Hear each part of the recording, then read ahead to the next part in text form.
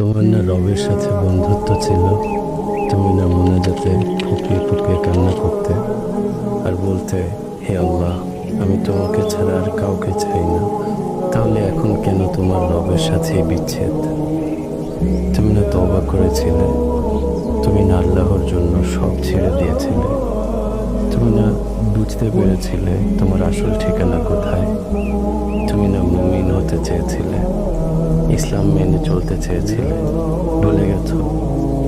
আবার কেন পাপে জড়িয়ে গেলে? তুমি না সিজদায় পড়ে কেঁদেছিলে তোমার গুনাহের জন্য? তাহলে কেন আবার দুনিয়ার ধোঁকায় পড়ে গেলে?